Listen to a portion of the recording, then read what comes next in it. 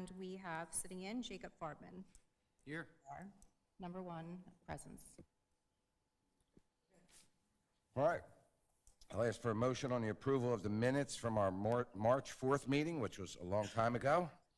I gotta be honest with you. I read the minutes, it seemed fine to me. Anybody else have any question on the minutes? Ask for a motion to approve. Motion. Second? I'll second. All in favor? Aye. Opposed? That's right. All right, but it still passes. I'll abstain. 3. Okay. First item up, approval of George School Campus Master Plan. Master Plan contains a multi-year vision for improvements for the George School Campus at 1690 Langhorne Newtown Road, which contains the tax map parcel 22-004-004 in the RA2 Residence Agricultural and RA3 Residence Agricultural Zoning District. Hello, Ed. Haven't seen you in a while. Lucky you. And lucky me. I'm back, though, and back to talk about a topic that I think we first introduced to Planning Commission and Board last year, and that is the proposed master plan for various, presently 7 discrete projects within the limits of the campus. And since we were here last time, we have submitted and have had approved and are getting ready to start the first phase of that master plan, which are some improvements to the Walton Performing Arts Center. There's also been a revision to the plan in that since you saw the schedule of improvements or projects last, there's been a new addition that is now moved up in priority to number 2, and that is an indoor equestrian center that is located in the same area where the outdoor riding area was previously. In all other respects, the other campus projects that were listed on the original master plan still remain. Nothing's been removed, but we've added the equestrian center, which is phase 2, and hopefully you'll be seeing individual land development plan for that. As we talked about before, the master plan and the corresponding or companion agreement is designed to give George School some confidence that as they move forward in the next generation, literally in the next 15, 20 years to address these projects, they can do so with the comfort knowing that they have some level of plan approval with the full understanding that full engineered detailed plans still have to be submitted. We're not looking to avoid doing any of that. That will come with each individual phase as is outlined in the master plan agreement. So it gives us the confidence for the 20-year period that's spelled out in the master plan agreement, but it doesn't eliminate the need for full compliance with the ordinances. You might ask why we're proposing that. Perfect example, and it applies to 2 of these different phases. They have identified donors that will subsidize, at least right now, 2 specific phases. Those donors need to know that there's some confidence that there is a approval process in place that if they make the commitment to fund those discrete projects that we can move forward. So this is as much to give the donor community comfort that we can move forward. So nothing proposed, everything is within the limits of the campus. Everybody understands, and the agreements and the discussions we've had understand full stormwater management. Everything that you would normally require of an applicant, we are doing.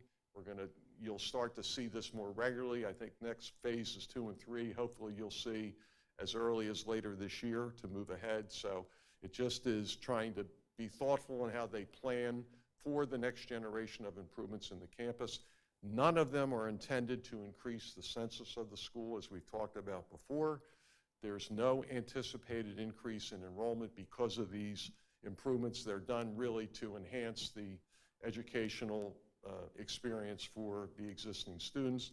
There's still roughly going to be the same number of day students and the same number of boarders there. So nothing really changes other some thoughtful planning, which we all think is a good idea. So that's what it's about. And you and the board, when we presented it conceptually before these agreements, were all supportive of it. It's a good idea, glad somebody's thinking about that. And so nothing's changed. So we're still doing the same thing and already following the agreement, even though it hasn't been executed yet. Okay. That's it. Thanks, Ed. Dominic, any questions? No, not at this time. You know, we would just expect to see, like Mr. Murphy said, the land development plans come in at the time when these projects are, you know, if they were to come to fruition. So at this time, we don't have any comments. Okay. Matthew, anything? No? Pete, we'll start with you. Thank you. Yeah, my only question really on this is, will there be, I didn't hear you say, will there be any change in the parking requirement? No. None. We're not increasing the number of day students or none of that, no. Okay. And this will just change the sequence of construction, really? We've added the equestrian ahead of some of the others. Okay. That's it. Very good. Thank you. And I should have said that both Jim and Andrew have also been part of the review and revision and approval of the agreement. So we're at a point where your solicitor is comfortable as well. Yeah, the agreement locks him into the terms that he has stated before you this evening. Good. Tommy, you next? I'm all good. Jacob? Good. I'm good myself. Joe? Amber? Is there anybody from the public that would like to speak on the behalf of this case? I don't have the papers yet, so I just figured I'd ask before we bring it up. Seeing as no one from the public wants to speak, I'll make a recommendation of approval for George School Campus Conceptual Master Plan and Campus Master Plan Report. Recommendation is based on master plan entitled George School Campus Conceptual Master Plan, prepared by Gilmore and Associates Incorporated. Recommendation is based on the condition the master plan approval agreement is to the satisfaction of Middletown Township Solicitor. So the motion is to approve. Is there, I made the motion to approve. Is there a second? I'll second. Okay. Ladies first. Amber on the second. All in favor? Aye. Aye. Any opposed? Okay. Thanks, Ed. See ya. Are you still here for the rest of the evening, or? Boy, wait till you get his bill for one case. All right. Give me 1 second. Next. Application to amend the previously approved Neshaminy Springs Land Development Plan for 1700 Woodburn Road, Pulte Homes. Owner and applicant is requesting to add street lighting to the approved 66-unit townhome community. 1700 Woodburn Road contains the tax map parcel 22-055-201 and in the P Professional Zoning District. Sir, you have the floor. Hi, my name's Sam Carlo. I'm the Vice President of Land Acquisitions and Entitlements for Pulte Homes. I'm here tonight to get a recommendation from the Planning Commission to approve the addition of 15 streetlights throughout the community. Pulte purchased this project from a prior developer, and they did not have streetlights approved on the plans at that time, so we're here tonight to just ask for the additional 15 streetlights. Okay, anybody have that? Do we have that plan? There's at least one. I'm just trying. There's one on the screen. Oh, there's one on the screen? My screen isn't. Oh, wait. You have some, Pete? Yeah. Yeah, I can hand one over too. So I do have one question. I remember this one. This was like last year, right? And this was where there was an agreement with some Habitat for Humanity homes? No. That's not it? Okay, then never mind. I don't remember the right thing. Oh. Right, but that's not too far from the other one. Like right down the street. Okay. And all you want to do is add street lighting? That's it. There's 3 review letters that we got from the township, and we're compliant with all of them. So I think 2 of them were just recommendations to move forward, and one just commented on the streetlights, which we comply with. Or will comply with. Okay. Dominic, anything from you? No, I mean, we, like Mr. Carlos said, yeah, we worked with Pulte when we realized that the streetlights were inadvertently left off. The original plan said, so they wanted to add the streetlights. They provided us a lighting plan, which we reviewed, meets all the township ordinance requirements, and, you know, ultimately it was determined that because they're adding this, they would just need to come back for the amended land development. So we have no comments. Okay. Matt, I guess this is a better thing for you, right? Yeah. So, all right, Amber, you're up. Nothing at this time. Okay, Joe? No, I don't have anything. I have a question. I'm sure our lighting engineer looked at this to make sure that the light isn't going to be so bright that it affects any of the residents and neighbors? Yeah, so how do I say this? The lighting engineer that we used to have, he passed away about a year or 2 ago. We've been relying on RVE to do the lighting review work now. Yeah. And Dominic, it was okay as far as the amount of light and the... Right, yeah, so that's on the lighting plan that the applicant's engineer provided to us, which, like I said, meets all the township ordinance requirements. Okay, okay. That's the only question I have. Jacob? No questions. Tommy? Just a quick question. Is this something you generally do in all your developments? Streetlights? Yeah. Yeah. Okay. Because I thought it was kind of strange when they came in front of us, the first people you got it from didn't have streetlights. And I thought, well, that's different, because usually everybody's toned it down instead of, okay, you know, we're not going to do any. So, Yeah, we didn't pick it up that there was no streetlights on there until good. I mean, it's a good safety thing too, you know, so. Pete? So the only question I have, I recall when this first came in, there was a very generous set of landscaping that was proposed with this. Is any of that going to change? No. None whatsoever. And I see in your lighting diagrams that all the new lighting is just the streets, nothing in the rear yard, so nothing will impact the neighbors, as Rich had indicated. Is there any new lighting proposed by the entrance from the main road? No, not up against, immediately against the Woodburn Road, no, nothing. Okay. So of all the drawings that you resubmitted, only one addresses the lighting. Right. There are no changes on the other drawings? No. Other than to show light standards? Exactly. Is that right, Dominic? That's right, yeah. Okay, thank you. You got houses standing over there. Yeah.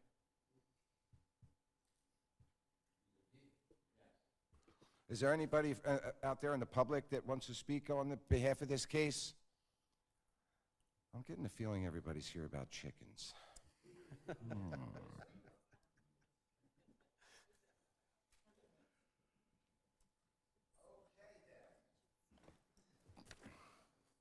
Jim, you're good with everything? Okay. Then I will make a recommendation for approval for amended final land development for S/LD 24-3. Application amending a previously approved land development proposing a 66-unit townhome community at 1700 Woodburn, Levittown, PA. 19057, Bucks County Tax Map Parcel 22-055-201. Recommendation is based on the plan entitled Amended Preliminary/Final Land Development Plans for Neshaminy Springs, IEPN 22-055-201, comprising 32 sheets dated April 1st, 2024, and last revised on May 4th, 2026. Prepared by Keith A. Lieberman, P.E. of T&M Associates of Philadelphia, PA. Recommendation is further based on compliance with the comments provided. A June 2nd, 2026 letter from Isaac E. Kessler, P.C. of Remington and Vernick Engineers. They are Middletown Township's engineer. B, May 28th, 2026 letter from Matthew D. Johnston, P.E. of Pannoni and Associates. They are Middletown Township's traffic and transportation engineers. And C, a May 29th, 2026 letter from Middletown Township Environmental Advisory Council. On that, I make a motion to approve. Is there a second? I'll second that. Jacob on a second. All in favor? Aye. Any opposed? You good to Thank go. you. Yep, thank you.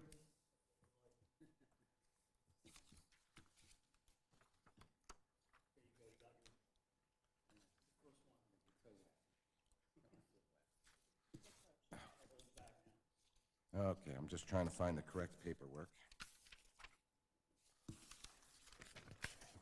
All right, next.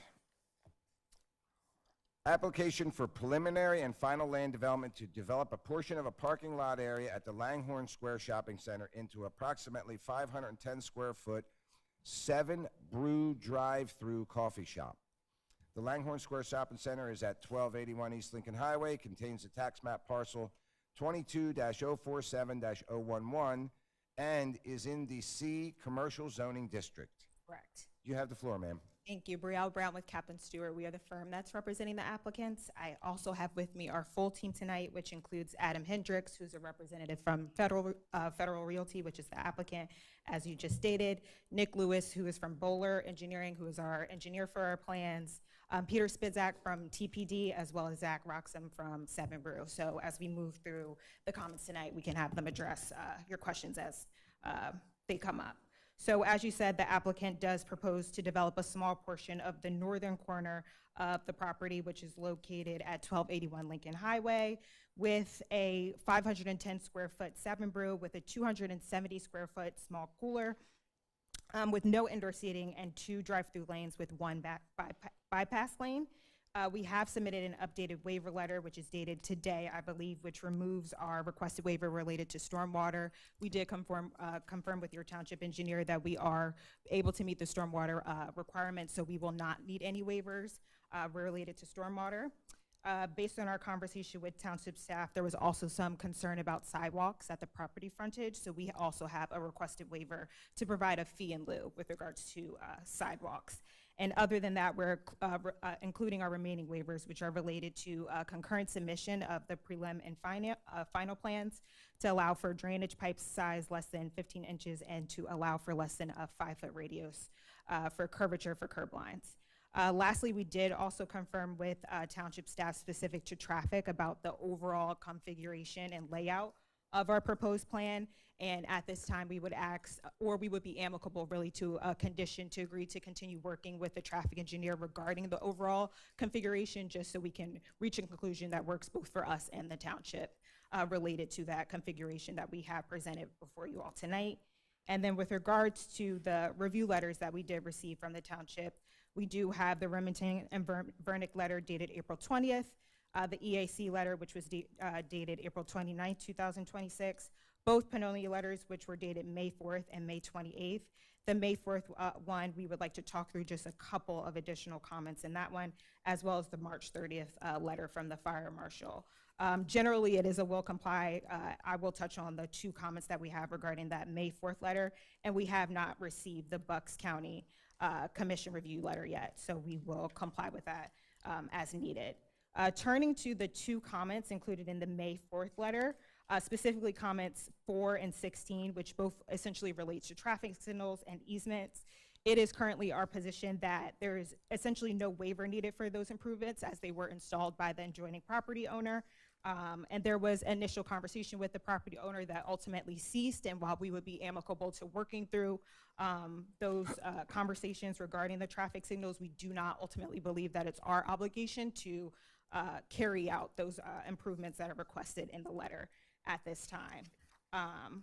That's the Pannoni letter you're talking about? Correct, the May 4th Pannoni letter, comments 4 and 16, really regarding comment 16.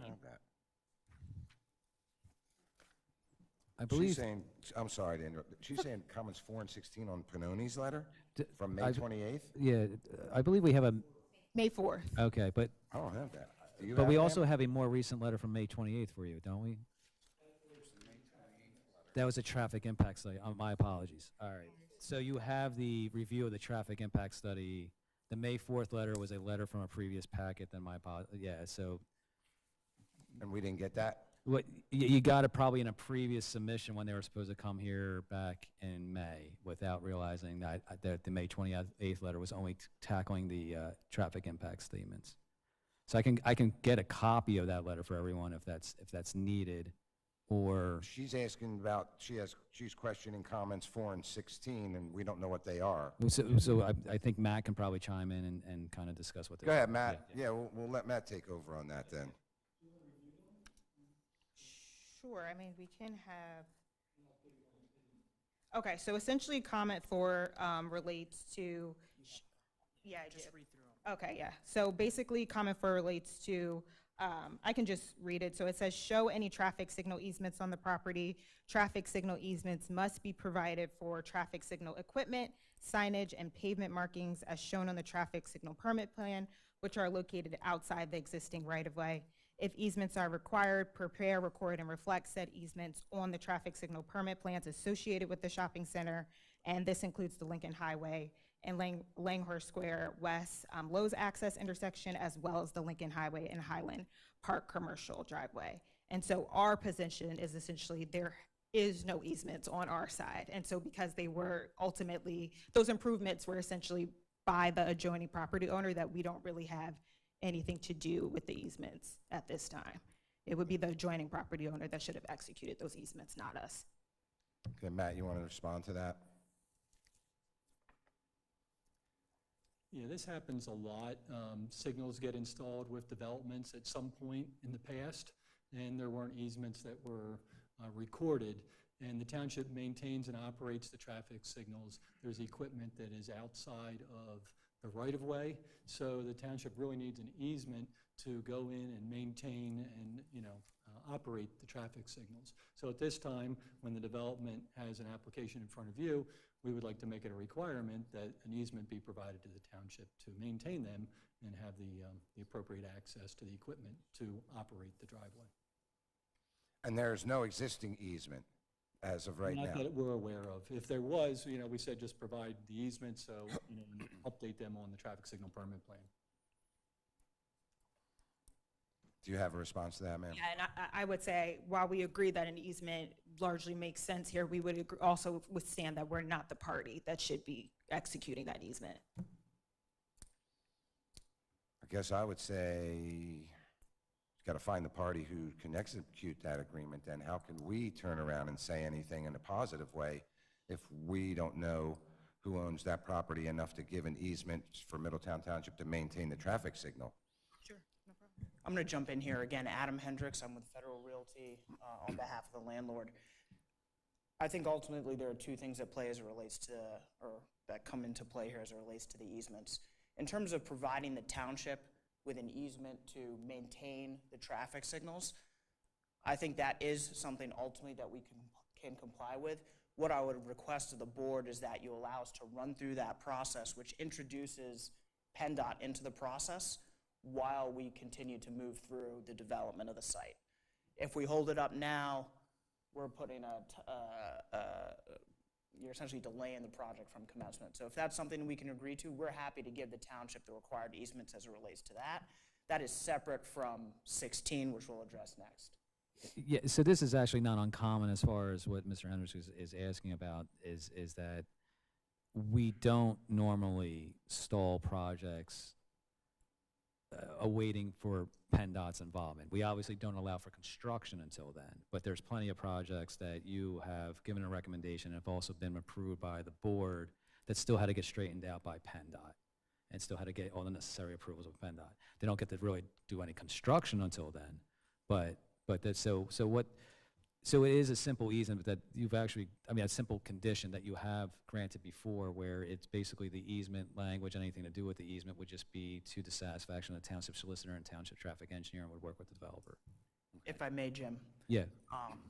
We've certainly seen that arrangement in the past. I think I'm asking candidly for a little bit more here. Okay. We do not want to delay construction for this. We have our traffic engineer with us who can talk about the administrative nature of the process with PennDOT.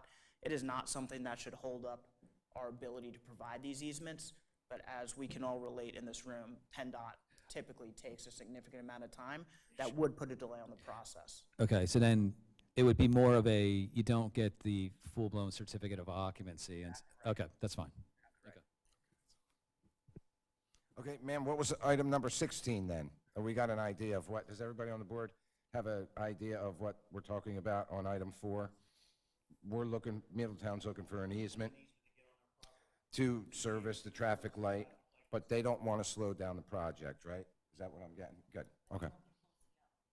Right, so they wouldn't actually get to, they would, because it is, as pointed out, an administrative thing. It's not an actual physical thing, so they would just get all that administrative aspects taken care of, get the full approval by PennDOT prior to actually being able to run and open and have people occupy the building. So they would still just be going through construction while concurrently also trying to address that item. And would this easement require like an engineered plan showing the part of the area that Middletown can access to service the traffic light and back? That's what that would require, Matt? Yeah, it would show, that would show on the traffic signal permit plan. So that's where it would be shown, and then the recorded documents and any Okay. exhibits would be filed with. Okay, all right. Okay, what was item 16? Yes, item 16, just to wrap this up, was to install a pedestrian stub poles for the driver crossing at East Lincoln Highway to meet the latest ADA standards. The push button locations are to be within 10 reach of the landing areas, and we have largely the same comments, essentially that we would be amicable to working with the adjoining property owner, but we did not install those improvements and don't ultimately believe it's our obligation to finish them. And I can supplement here as well, reinforcing that position, right? At the time that, and we believe the ped pole requirements would have come up when the Chick-fil-A was developed across the street. At the time, the developer reached out to Federal Realty. We asked for a plan showing the extent of their improvements, and we did not get a response. We are more than willing to work with the developer across the street who was, I believe, required to make those improvements at the time. We're happy to give them access and whatever easements would be required in terms of temporary construction easements to allow them to come and complete that portion. But as it relates to our development does not increase pedestrian activity at that intersection. We are largely a drive-through operation as presented at the zoning board previously. It does not seem as if we are doing anything that intensifies pedestrian use at this site, and as a result, we don't believe that this should be our requirement. Instead, it was something missed by the prior developer, who again, we're happy to work with such that they can come in and complete that portion of the improvements.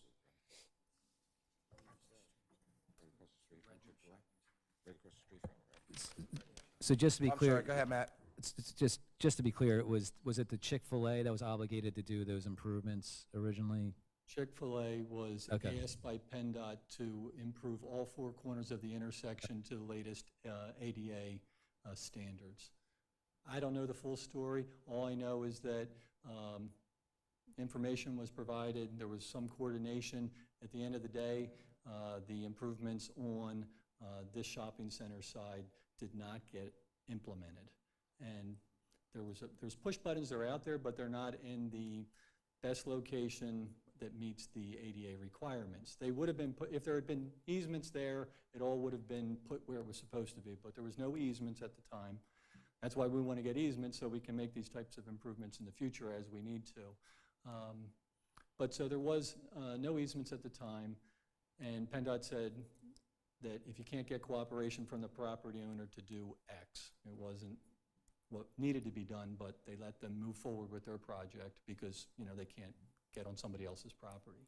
At this point, we feel like, especially given the fact that we're looking at a waiver for the sidewalk requirements, that it's not a big ask. Dollar-wise, they're already modifying the traffic signal permit to show the traffic signal easements. So to put 2 stub poles in and move the push buttons where they should be to accommodate the latest ADA standards, we don't think is a big ask. Okay. Do you have anything else, ma'am, to add? No, that would be it for us. All right. Dominic, I see you had a list. Yeah, we have a letter with a number of comments. A lot of them are just cleanup items on the plan. Our big ticket items, I would say, they did mention and are addressing. One was the waiver for the stormwater management requirements, which I've been working with the applicant's engineer. They will be complying. They provided a sketch plan on how they plan to meet the requirements. So that waiver can be removed from their waiver request or letter, or I guess it already has been removed. We had some comments on the circulation on site, similar to what the traffic engineer had, which it sounds like they will be working with Matt and, I assume us to address as well. And then the question about the sidewalk, which, it sounds like they'll be providing a sidewalk fee in lieu, which, we all know is pretty common. Other than that, like I said, a lot of the comments in our letter are cleanup items, and as far as I know, that the applicant is willing to comply with. Yeah, because I don't see any will complies on any of them. Do I have a late letter too? It's April 20th, 2026. No, that's our latest review letter. Okay.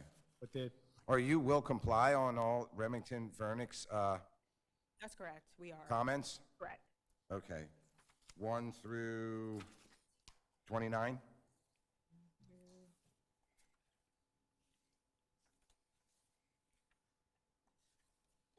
1 through 29, correct. Yes, we are. Okay, all right. Okay, so we heard from Matt, we got Dominic, Matthew gave us a statement. Amber, you got any questions? Just that you mentioned you didn't see the Bucks County Planning Commission letter yet, and you would comply as it was appropriate. Is there any concern there? Yeah, so that, do you have the status? I know they were trying to get a status update on that letter even earlier today. Okay, so it is being reviewed by the Bucks County Planning Commission. In fact, it's a little odd that they haven't released a letter yet. They've had, to my knowledge, ample time to do that. So it really comes down to, and we've done this before in the past as well, is that if they will comply to address any real significant actual, things that are raised in that letter, if there's anything actually raised in that letter but, and if there's anything really significant there that the township feels like it needs to be added to the plan, then they do kind of run the risk of having to maybe appear before you guys again. But so far, we've done this before in the past, and that's never been the case.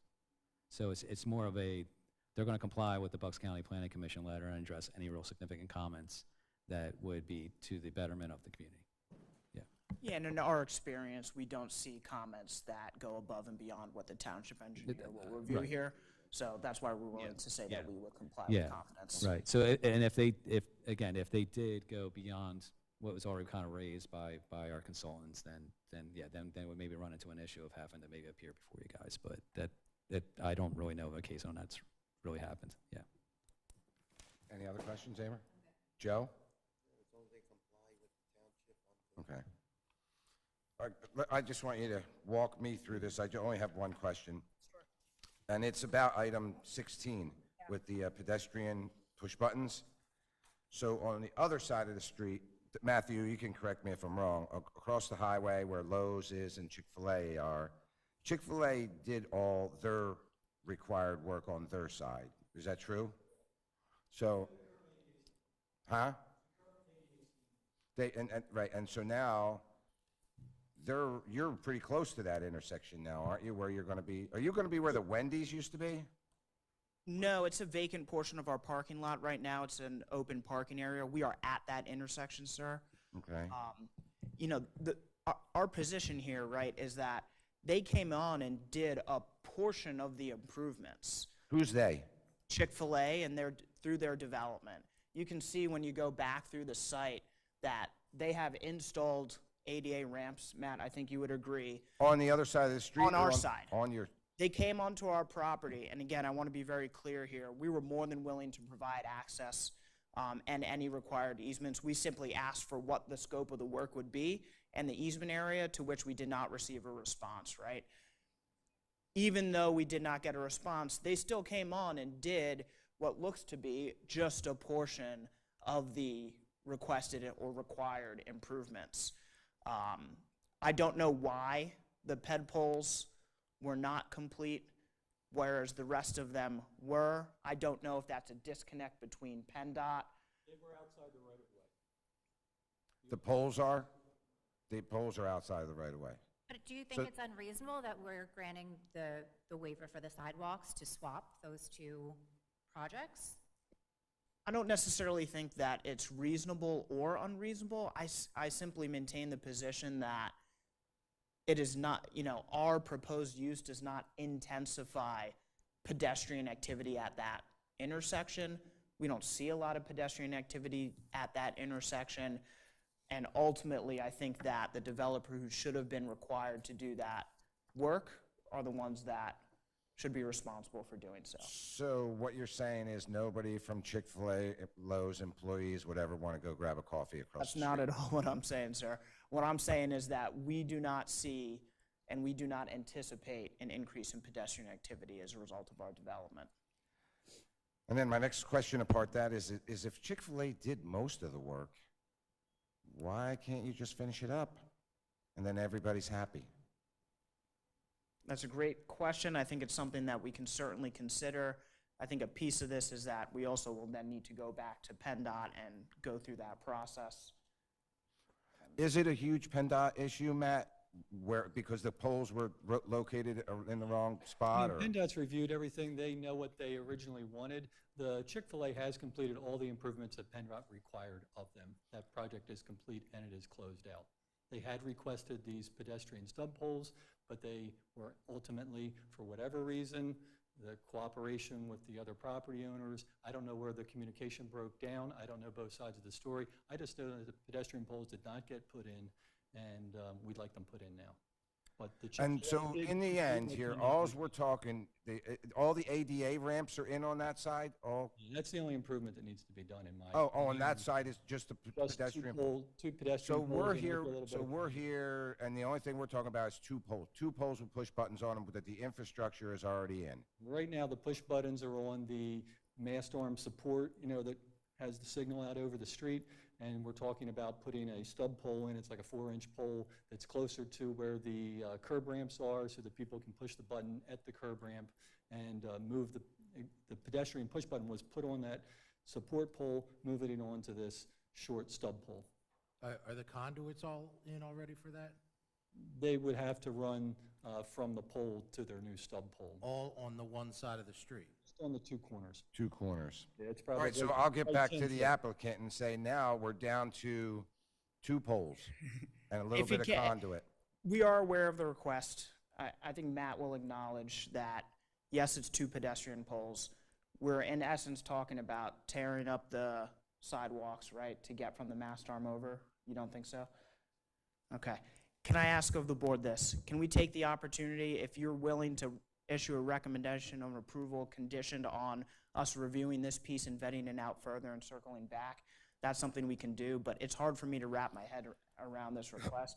I can without only speak for understanding what myself on the process would board, be. but I would only be in a position to grant your recommendation with that as a request. I mean, we're not, if they were telling you, look, you have to go and you got to put in all these ADA ramps and you have to, Understood. do this with Pico and that with Pico, but it seems like Chick-fil-A did all the legwork.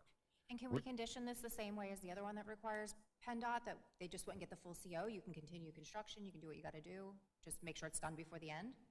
Like, we're not trying to hold anything up, we just, Yeah, that's absolutely can be, yeah. Well, I didn't hear you, Amber. It's, Understood. condition it, they can continue construction, but it's just like the other thing that requires Oh, yeah, PennDOT. yeah. You just won't get the But I'm, CO at the end. yeah, I wouldn't say stop the No. construction of it, but I'm Do the thinking that, job. here we are down to talking about two pedestrian poles, and you're telling me that people from Lowe's want your coffee. So I'm thinking that they're gonna need a push button to get back to work. Right? I mean, let's look at this in a common sense Listen, way. I understand your position. All right.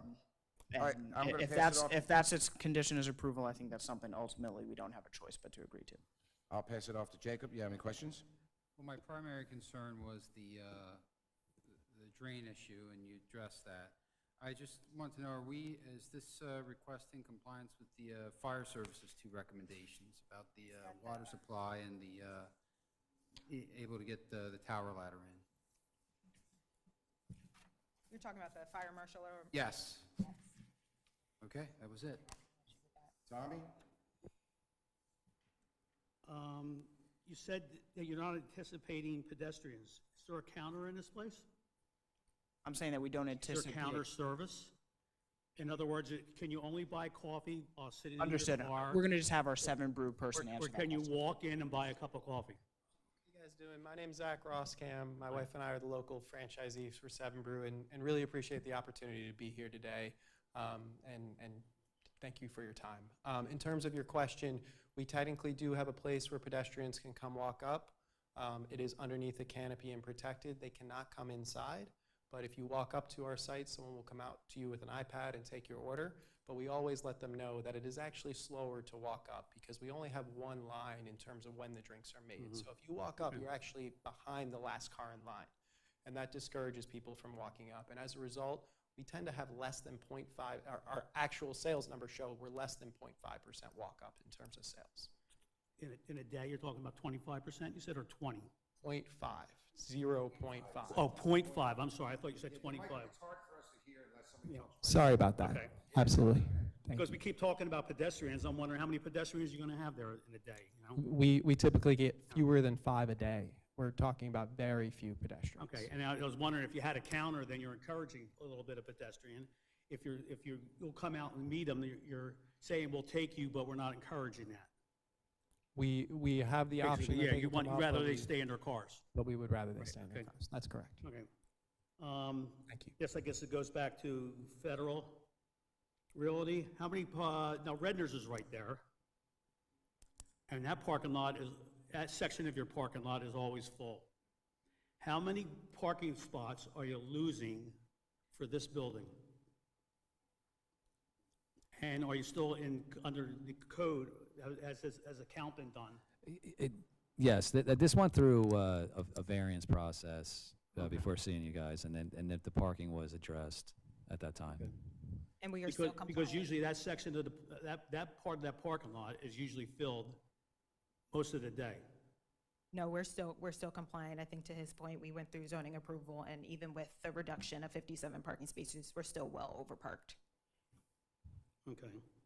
And I take it there's additional volume going to be at that light that was taken into the traffic studies? I can let their traffic engineer talk more about it, but the majority of the traffic that's generated for this site is bypass. You know, people are driving down Lincoln Highway, they pull into the site to get their coffee and off they go. So it's not, I think there's 2 new trips in the PM peak hour for the traffic impact study. So it's very. I'm not talking about pass by, I'm talking about getting in and out of there. Because that's a busy traffic light also, especially now that Chick-fil-A's across the street. Lowe's, it was always busy with Lowe's. So now you're going to be at, I know we just lost Wendy's, but they weren't doing that great there. So this is Pete Spizak with TPD. We did a traffic study. We traffic study, we have to look at existing conditions. We add a background growth factor to those existing conditions, do another analysis, and then we take the traffic from the site, add that to the intersection, and do another analysis. Based on the results of the analysis, 0 improvements need to be made. No traffic signal timing even needs to be updated or retimed or anything. And the intersection operates within 0.1 second of delay between the no build condition versus the build condition. So there's very little impact to that intersection. Okay. There is a We reviewed Starbucks this- already we in reviewed that the study shopping center, correct? And didn't have any Is there, comments. like, I can count that as one giant complex there. Oh, yeah, There's a there's Starbucks multiple right ways to down get the in road, and out, isn't but there? that light right there is a very busy light going in and out from the other side, or coming out with between the gym and Redner's. It's a well-used light. I mean, Well, and I will say this too, with the Chick-fil-A, they did just do a pretty significant upgrade to that intersection. They upgraded all the signal equipment.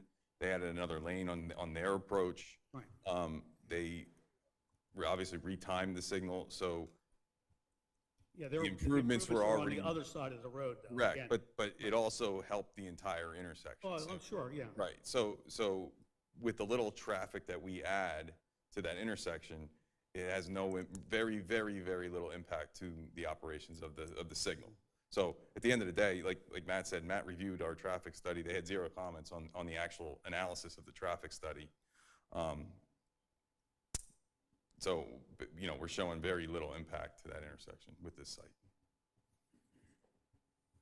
Okay, well, one of the things we always hear about is traffic, so that's why I figured I'd ask.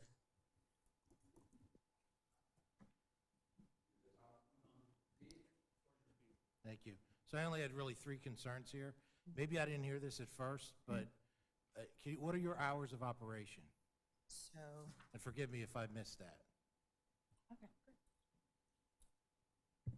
So we are open 5:30 a.m. 7 days a week, and we close from Sunday to Thursday at 10 p.m., Friday and Saturday at 11 p.m. Is that generally commensurate with the other That is uses at that are in all. that shopping center? The Starbucks actually opens earlier than we do. They open, I believe, at 4:30. Okay. And what do you sell? You sell coffee only? What We are what other products? beverage focused. So we sell coffee, we sell lemonades, teas, milkshakes, flavored sodas, energy drinks, Okay. No food smoothies, is really chai. prepared on site? There's no hot food on site, no food preparation on site. The only snack that we have is a prepackaged muffin top that is pre-made and just grab and go from the fridge. And that allows us to be very fast and efficient through our drive-through. Okay. And secondly, Matt, I just want to be, we don't have your letter here, so I just want to be certain. You are recommending that these applicants install those two signal pedestrian poles? That is our township engineer's recommendation? Okay. And you do agree with their TPD study about no significant increase in traffic? Okay. And then a question for our solicitor. Are we able to vote in the absence of the Planning Commission? This was to Amber's point. In the absence of the Planning Commission letter of recommendation, are we able to vote?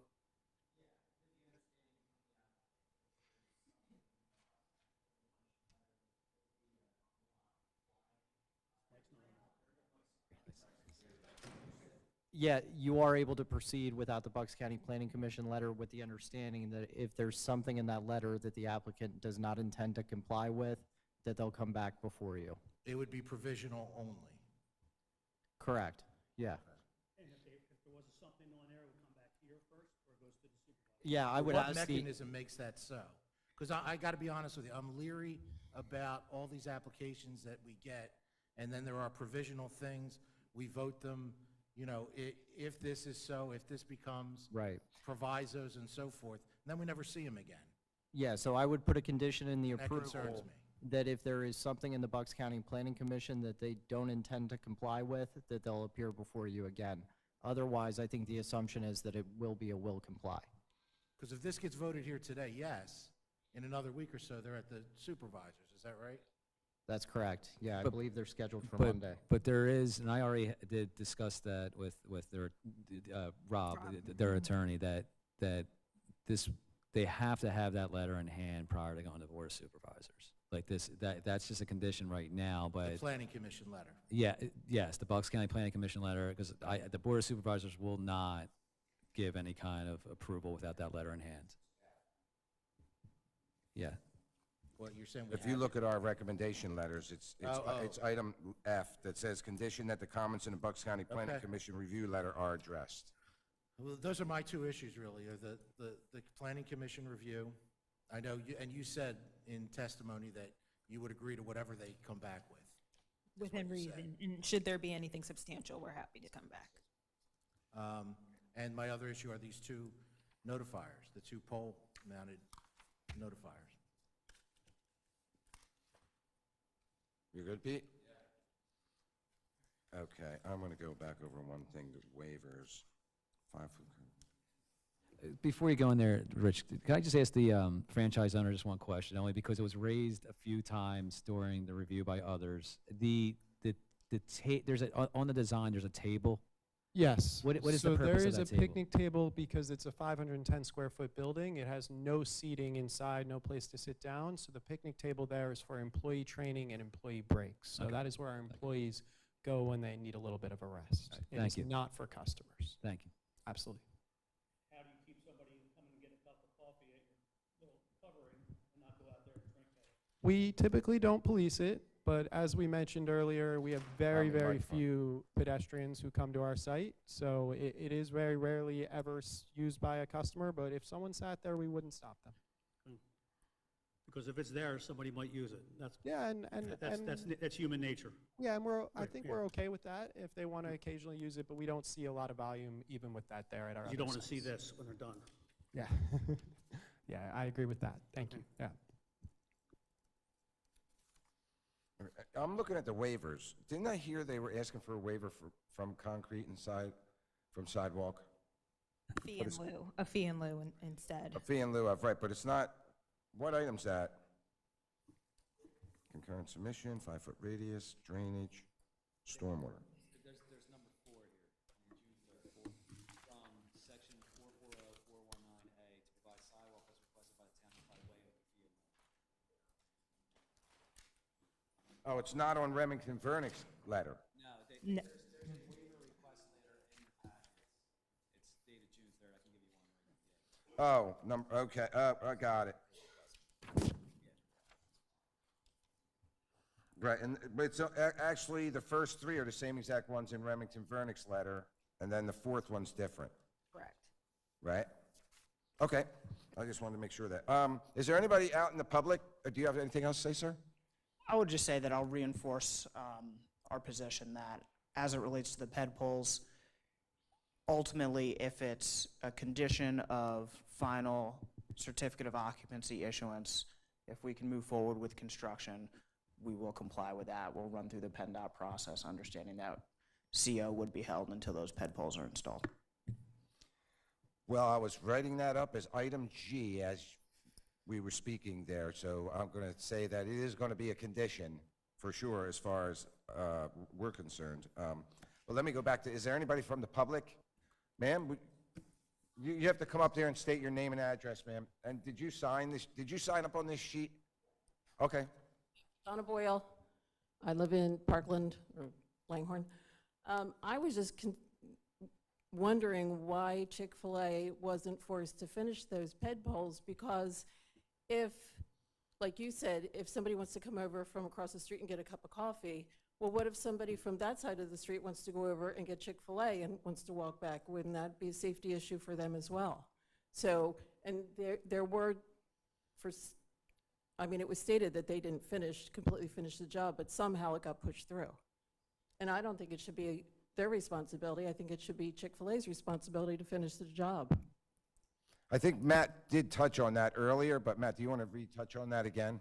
They couldn't do work that was outside of the right-of-way. They couldn't go on private property to do the work that was requested.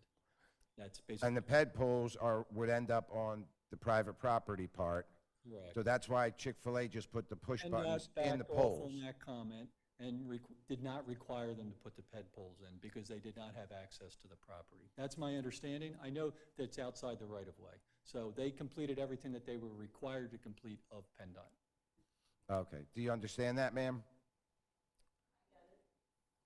So what he's saying is, if I can translate, I think what you're saying, Matt, is Chick-fil-A could not get on to to Federal Realty's property to do it the way they were supposed to do it, but they did meet all PennDOT's requirements to get it done. But you have to come back up here and talk if you want to talk.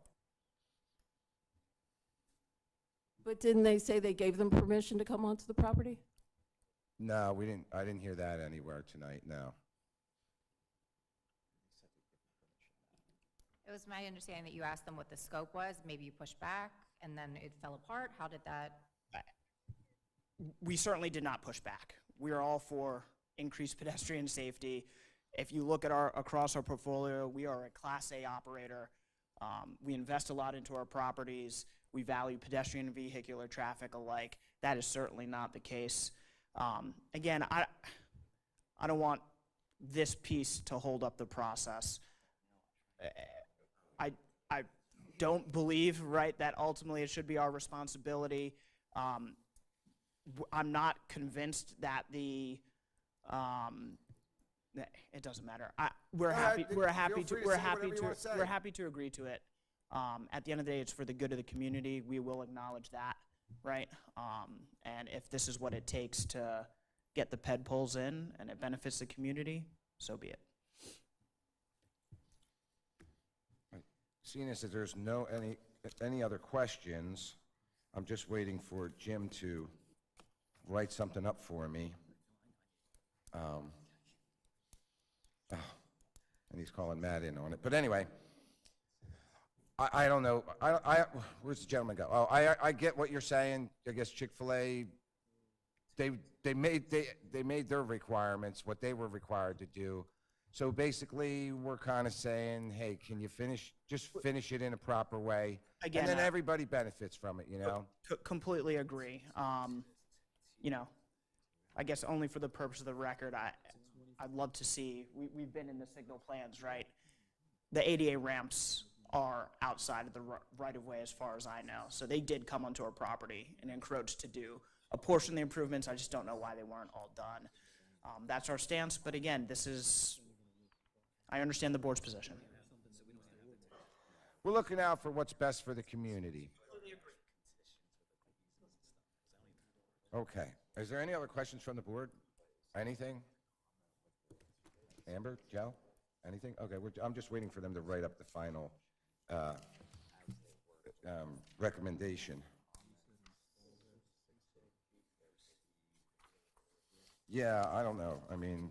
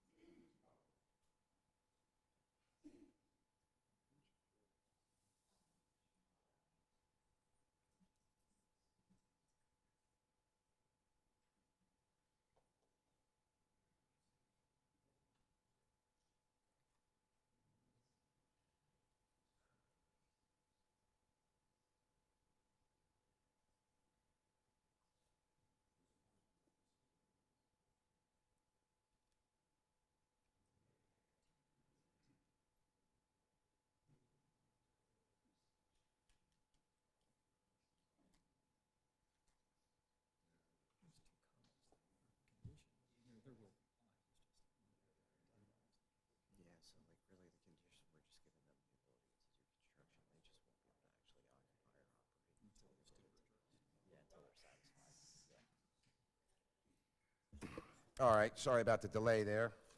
No worries. Okay, so then I will make a recommendation of approval for S/LD number 264, application proposing construction of approximately a 510 square foot 7-brew drive-through coffee shop at the Langhorne Square Shopping Center at 1281 East Lincoln Highway, Levittown, PA 19047. Bucks County Tax Map Parcel 22-047-011. Recommendation is based on the plan entitled Preliminary and Final Land Development Plans for Federal Realty OPLP, proposed 7-brew, comprising of 23 sheets and dated February 20th, 2026. Plan is prepared by Matthew Kurst, PE of Bowler Engineering of Philadelphia, PA. Recommendation is based on the compliance with the following items. This is where it gets. A, April 20th, 26th, letter from Isaac E. Kessler, PE of Remington and Vernick, Middletown Township's engineers. B, a May 4th, 2026 letter from Matthew D. Johnson, PE of Pannoni Associates Incorporated, their Middletown Township Traffic and Transportation engineer. Chair, just real fast, it's May 4th and the May 28th. Oh, letters. I'm Yeah, sorry. gotcha, yeah. Okay, let me correct that. Yeah, It's yeah. May 4th and May 28th letters from Matthew Johnson. You got that, May 4th and May 28th? Yes. Okay. C is a March 30th letter from Alan Welsh, Middletown Township Fire Marshal. D is an April 29th letter from the Middletown Township Environmental Advisory Committee. E is a requested waivers listed on June 3rd, 2026 letter from Lindsay Breilinger of Bowling Engineering, which is what we discussed about the one item, which was the fee in lieu of for the sidewalk, right? F, condition that the comments in the Bucks County Planning Commission review letter are addressed and complied with. Is that good? Yeah. And G, allowed to proceed with construction while addressing and complying, allow to proceed with construction while addressing and complying items 4 and 16 of the traffic engineering letter. Motion's on the table to approve. Is there a second? I'll second. Second. All in favor? Aye. Opposed? Pete, did you vote? Oh, you did? Okay. Any opposed? Okay, there you have it. Thank you. See, all we were asking for is 2 simple polls. Thank you very much. All right. Okay, the next item, Joe, what'd you just do with that agenda? The item that you've all been waiting for patiently, and thank you for your patience. Item number 6, proposal to change the Middletown Township zoning ordinance to allow for the keeping and raising of chickens at residential properties. Jim, I believe this is all your spotlight here? Okay, sorry. It's all you, Yeah, Jim? so you have my May 28th, 2026 memo. That memo details proposed changes that would allow for the keeping and raising of chickens in residential properties, specifically in the RA zoning districts and the R1 and the R2. Before I get more into that actual memo and its content, just how we got here up until this point is that this matter, as a part of a policy discussion, has gone in front of the Board of Supervisors at least twice, if not 3 times, over a span of a couple of years now. There was even just, the last one occurred during the May Board of Supervisors meeting. After,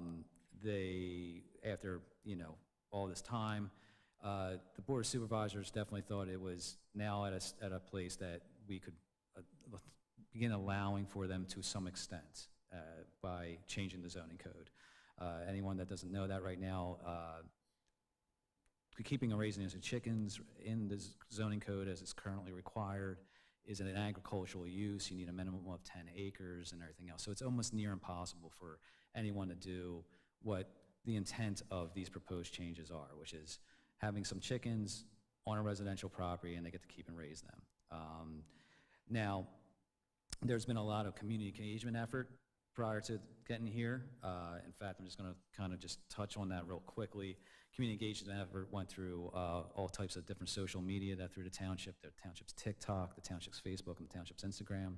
There was also even a poll, a poll questionnaire available on the township's Facebook. The results of that were, there was over 23,000 video views at the time that was out. There was 165 public comments. There was a lot of poll interactions, and there was significant resident discussion and feedback through those outlets. As far as the poll itself, the percentage that said to allow, there was, I guess, total poll views were 344, and as far as the percentage that said allow for backyard chickens, it was 78%. The no's were at 12%, and there was a 10% that said to need more information.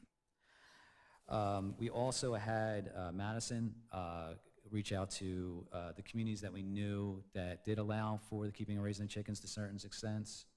We did get some responses. There was about 11 communities that were contacted. We did get 6 communities to have a discussion with Madison, and the primary discussions were, now that you allow them, what kind of issues have you experienced? And quite honestly, especially with the boroughs that do allow them almost anywhere in their borough, Langhorne Borough is probably the best example, they really haven't had too many issues. There's been a few times where they had to tell someone that no, they can't have a rooster, but for the most part, the nuisance issues have been pretty negligible. Now, again, that's Langhorne Borough. It's not nearly the size of here, not nearly of the potential of residents that would have that, but all the same, we did kind of reach out to people to see that did allow them and see what kind of issues they were really experiencing, and there wasn't too many. I mean, yes, there's some bad actors here and there, but they have means of enforcing that if they ever, if anyone is identified to be a bad actor. So with that, you have my May 28th memo. Again, it really gets into all the different sections of zoning code, the township zoning code that would be changed. There would be some definitions added. There would be a change to that section about the agricultural uses to allow for some flexibility for the keeping of raisins and chickens, and then that section would then refer to this whole new section that would be added to your accessory uses section of the zoning ordinance. And as you can see here, it would be a section 2412, 52412, keeping of chickens. As I already kind of covered, there's the zoning districts in which it would be allowed. There's a minimum lot size requirement of 5,000 square feet. That's actually consistent with a lot of the lot size requirements that we found in other codes that do allow for the keeping and raising of the chickens. You can have a maximum of 4 chickens, but you're allowed an additional chicken per every 5,000 square feet of lot area beyond that minimum lot size of 5,000 square feet. Keeping of roosters is prohibited. There's non-commercial use provisions where displaying, selling, offering of for sale, bartering, or giving away chickens, chicks, eggs, or manure from the property is prohibited. There's obviously a long provisional part here, a requirement where you cannot just have the chickens roam around freely on other people's properties, residential streets, and so forth. They need to be confined in a chicken coop and or chicken run. You can only have a limitation of 1 chicken coop and 1 chicken run per property. They shall only be located in rear and side yards, so you cannot have a chicken run or a chicken coop in your front yard.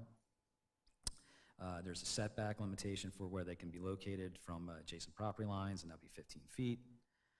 Maximum height is 8 feet for the chicken coop and or chicken run. And the chicken coops and or runs cannot exceed 50 square feet, and you must also provide at least 4 square feet for each chicken kept on the property.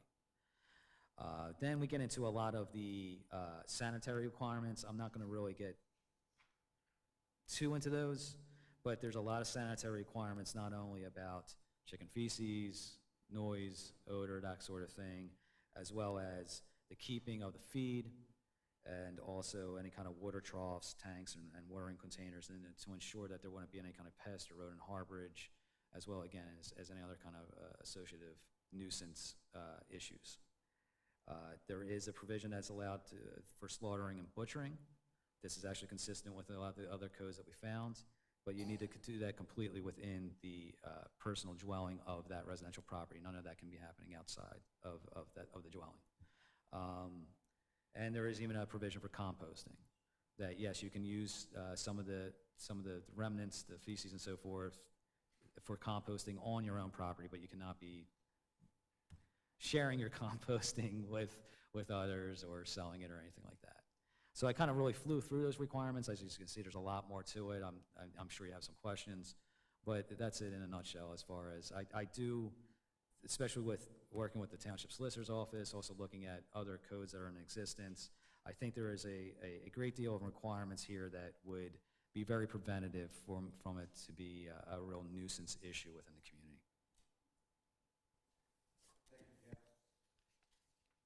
Sorry, thank you, Jim. Okay, first off is, Matt, any traffic issues with the chickens? You're good? All right. That was an easy one for you. Dominic, anything? Okay. Who went first, you, Amber, or Pete? All right, go for it. I just am curious, what are the penalties for violating these rules? Is it? It's a zoning code issue. So the zoning code issue treats all violations the same way. There's an enforcement notice that needs to be issued to the property and clearly stating what that violation is and how they can address it. They usually have about 5 days to contact me to give me an action plan on how you're going to address it. And they do, and this is by law, by their own right, in the zoning ordinance, they have 30 days to fully comply before we actually, if they don't comply within that 30 days, we then file with the district judge, and it becomes, they're subject to fines and penalties. Yeah, the fine is $500 a day. Yeah. Joe? No questions. I'm going to circle back to myself and right now and pass it off to Jacob. Jacob, do you have anything? I do. I have three concerns. One, One thing I would recommend we consider would be a grace period for people who already have chickens, because we know people already do, to ensure that they comply with this ordinance if and when it becomes law. I don't know, I don't have a recommendation as to what that grace period would be. 2,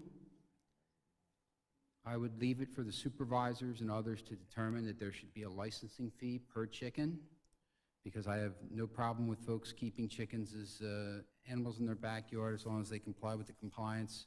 But I do not want a chicken tax on the rest of the residents who do not have any interest in having chickens, myself included. And 3, I'd like to consider some type of annual inspection of maintenance for folks who do have chickens to ensure that they comply with the ordinance if and when it becomes law. And those are my concerns. And if you mind, I'll touch on that. I did not get into the facts. Like right now, what's in front of you is all about the zoning ordinance and possibility of changing the zoning code to allow for this. As it's moved forward and eventually gets in front of the Board of Supervisor, there will be a permit requirement. We're going to try to keep it reasonable for people. In fact, there'll probably even be a specialized application just for the pursuit of keeping and raising some chickens. We have not really kind of mulled over if there's going to be an annual inspection fee or some kind of licensing fee that has to be renewed, but that's absolutely a condition.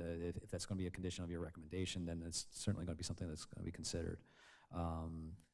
And we might even change the fee schedule to allow for people to maybe pursue a variance, not that if they can't meet all these different requirements, not that I know for a fact the zoning hearing board would grant it or anything like that, but we'd maybe even give it a not as significant fee as a lot of the other variance pursuits that are needed out there. Tommy? So you said something about non-compliance. You send them a notice. They don't comply. You send them a fine. Well, the fine gets established by the district judge. Yeah. Right. Yeah. I understand. So I can see this escalating further, where is the township going to go in and take somebody's stuff if they don't comply, and they don't follow the district judge's order, or yeah, is that something that the district judge? I'll let the attorney speak on that one. Yeah. We've already had this incident at a lot larger scale in this township. Nothing to do with chickens, and how it escalated to the police had to show up. Where's that? Right up the street. I can speak to it. So the typical process on a violation of the zoning ordinance would be to take them to the magistrate for fines, on a few occasions. And if at that point they're still not complying, not cooperating, not communicating, then we could go directly to the Court of Common Pleas for an injunction.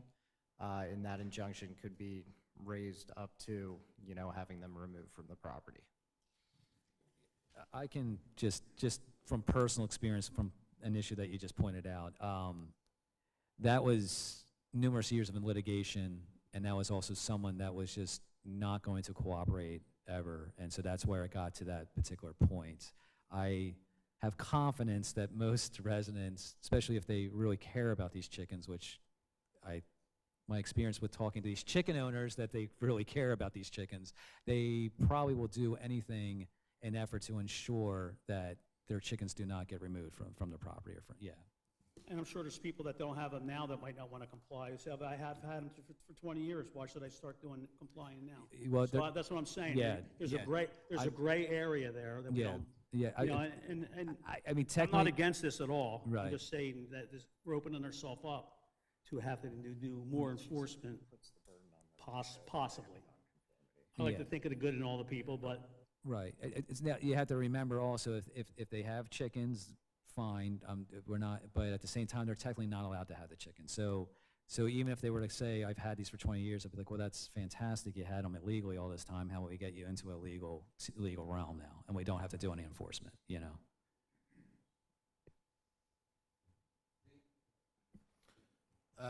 So my thinking on this was as follows. I mean, I had reservations about this when I first heard about it, for all the reasons that people seem to have against it.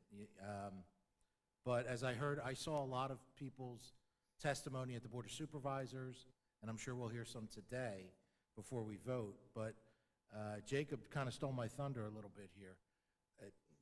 Under Section A, you require a permit for this, and a permit's good. A permit is a different kind of instrument from a license. A permit is a one-time thing. You get a permit to build something, and then you build it according to the permit and the code, you move on. A license is a very different instrument. A license has to be renewable. A license requires regular inspections. A license can be revoked. So if someone's not complying and there are regular inspections, and maybe it's more than once a year, I don't know, or maybe at first it's more than once a year, but that can be revoked. So I think the license is really the proper instrument here, more so than the permit. And I would not support this unless there were a license provision.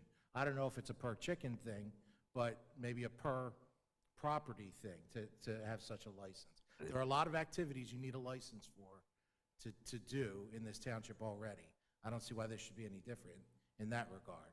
Now, Langhorne Borough does have a license, and again, it comes down to volume, but that's, I mean, I'm sorry, who has a license? Langhorne Borough does have a licensing requirement. They so require a license for that, okay. Yeah, so we can certainly look into how they do all that I would and want the to see wording the with that. enforcement, Right. how it's enforced, how frequently inspected, under what conditions can it be revoked, that sort of thing. Yeah, so believe it or not, Maddie had a pretty in-depth conversation with Langhorne Borough, and they, because of their size, they don't have too many licenses that they had to actually give out, but you know. But I mean, all the people that have chickens now don't have this license. No, There's no way, well, in Langhorne Borough?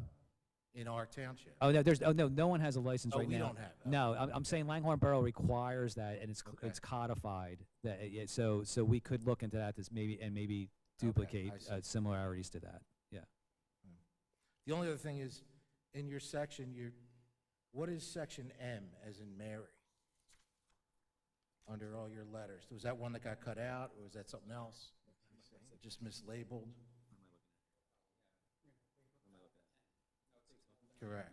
He's saying N. Yeah. Oh, I'm sorry. Yeah, that was just, I probably had an M, removed it, and I didn't re-letter it correctly. So N will become M. That's correct, Okay. yes, yeah. But I'm very interested in hearing what the community has to say as well. Yes, sir. Jim, I have a couple letters you brought me up here. Am I supposed to read these letters that came from emails? No, they're just for your consideration, and I think they're people that don't want it. They're what? They're people that don't want it. There's not many of them. I think there's probably 2 or 3. But Three. 3. Well, yeah. one just says they want to reach out and talk to all the board members personally, and you kind of let them know how the procedure works on that one. That's correct. But that was also That one someone that didn't- does not want Didn't say it. whether it was for or against. They're really. adamantly against. They Oh, they want to bother every board. They wanted to bother you guys individually as well to tell you how much they're. Got it. Yeah. Okay, so then I'm going to open up the public comment at this point, and we do have a list of people that signed up, so I'd like to go in that order first. Then we will allow anybody who didn't sign up to speak, and we're going to go it that way. Now, I would just like to add that this is the first time we've ever had a discussion about chickens. Most of the time it's a discussion about traffic, and we get people that come up, say the same thing about traffic, one after another after another. I'm hoping that we don't have that tonight, where if you have something and someone else touches on it, then please not come back up and repeat the same thing, so we can sort of move forward and get everybody a chance to speak an equal amount of time. So the first person, okay, is it Donald? Who lives on 701 Jefferson Ave? Okay, I'm sorry, sir. Gerald, okay. All right, you have the floor, sir. Can you state your name and address, and bring the mic as close to you as possible? Thank you. My name is Gerald Naprokowski. I live on 701 Jefferson Avenue, Langhorne Gables. Langhorne, PA, Langhorne Gables. I was at the previous meeting, I'm at this meeting. In terms of chickens, chickens are great. They provide so much for the community, both as a kindness, as you watch them grow from either an egg or a chick to a pullet to an adult to an older, it teaches children how to do it the right way. They do provide a lot for you. They eat your scraps. They don't care. They're omnivores, so they'll eat any mice that you have on your property. I can prove it. They'll eat ticks, they'll eat any kind of bug or what have you. My property is totally enclosed at this point, except for the front, due to the fact that I did have chickens, and one neighbor complained about me having chickens, and I wound up coming before the board and being told to get rid of them or face the court. And so we had to let them go. I miss my chickens terribly ever since it happened, and it happened 6 or 7 years ago. I would love to have chickens again. If they cost me, if I have to pay for them, I'm fine with it. I don't have a problem with it. I mean, my vet bills are going to be more than your license fee, believe me. The chickens never required a vet. My cat needs a vet.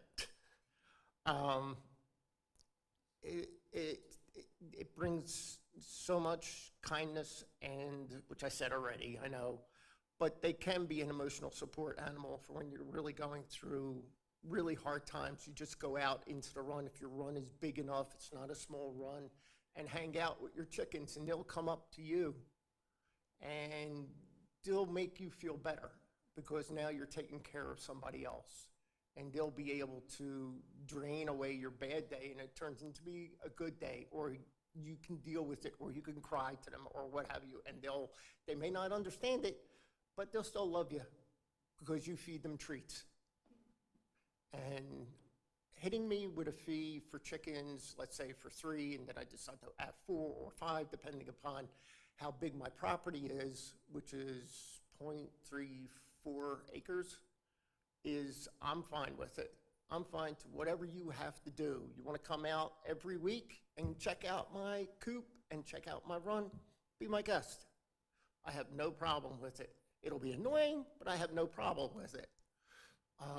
I welcome all that attention. So, thank you. Excuse me, thank you, sir. Rick Solomon? Hi, my name's Rick Salmon, and thank you for giving me the opportunity to speak. That's good enough. Actually, I came with a different train of thought, and after listening to all the precautions that have to be taken, that the township wants to take, I have to take a little side rail. My question is, it was a long list of things that they have to adhere to in these ordinances. It's not a simple thing. It's not going to be a simple thing to enforce it either. I mean, are police officers going to get involved in this? No. You can't even get a police officer for a dog. It would be a code enforcement issue. And who does it? Who's well, going to show up? we have a collection of staff that comprise of, in the building and zoning department, the code enforcement. And so it would even maybe possibly me. It could be possibly one of the other code enforcement officers. We also have an animal control officer who is very knowledgeable about these things, and also has absolutely said that she would participate in addressing any issues as well. Mm-hmm. So yes, it could be an enforcement issue. You're not wrong on that. I can tell you that during my time here, yes, there has been some times when they've actually been clearly a nuisance, and we had to address that. But most of our enforcement that has involved chickens is simply someone knowing that this person's not supposed to have chickens. They don't really necessarily are very good at describing or verbalizing the issues that they're experiencing because this person has chickens. They just know they're not supposed to have them. So, one, I do think enforcement's actually going to go down a bit because a lot of our enforcement issues are what I just described. But yes, there are going to be, there's bad actors in zoning for anything, whether it be chickens or not. And not unlike what we always do for code enforcement, we just address it, especially once it's on our radars and we have identified the issue. Well, it sounds good. I just worry about the execution. The other thing I considered is that, I'm an animal owner. I have a dog, and it didn't have the benefit of being around 250 years ago when there was no ordinances about it. And As the first owners came in with dogs, then we realized, well, we've got to license these. Then we've got to make sure that they're vaccinated. We got to make sure that they're curbing. We have all those ordinances, and yet people still don't abide by them. And it's hard to enforce it. I don't know if it's going to be any easier, other than the fact that now you can go to a residence. But that's my number one concern. I think there's too much baggage that goes with this idea and puts too much emphasis on the enforcement and the administration for very little benefit, other than a support animal. And a support chicken.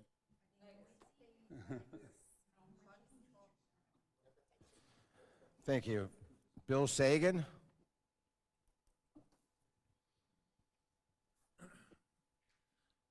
I'm Bill Sagan. I live on 278 Aspen Avenue. Unfortunately, we had a neighbor who had chickens. And for a year and a half, I'm an animal lover. I would take my grandkids over to see them. Everybody enjoyed the chickens. Well, a year and a half into it, there was found rats living in the chicken coop. Many rats. Well, and one of the things with those chicken coops, it provides safety for those chickens, also provides safety for the rats. And the fox can't get to them. The hawks can't get to the rats. So anyway, they live in there. I talked to our neighbors, and someone notified the township. Code enforcement came out, told the neighbors they have to get rid of the chickens. And they had their food stored in a metal container so the rats couldn't get in there, all that stuff. Anyway, when they got rid of those chickens, they did that day. They took them somewhere else where they live happily, wherever. But all those rats were now running through our neighborhood. And we all had to put out traps and put out the baits. So then after that, we had rats that were dying and laying in neighbors' yards where other animals are eating rats that have poison in them. I totally disagree. And like I said, I'm an animal lover, and I enjoyed the chickens, and I took my grandkids to see them, but it's bad news. They created a big mess, and it took us months to get rid of those rats. They ran all through the neighborhood because their food was shut off. They had no food, so then they're going through the neighborhood. They're in people's trash cans. It's a mess.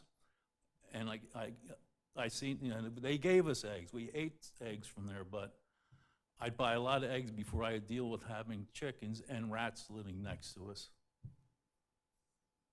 I have videos of them if you want to see it.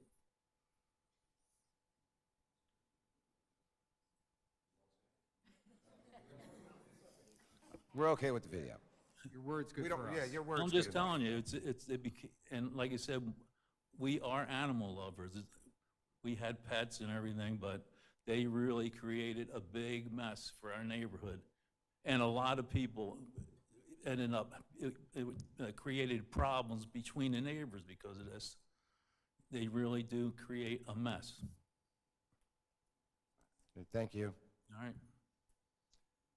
Alyssa Fisher? Is that you?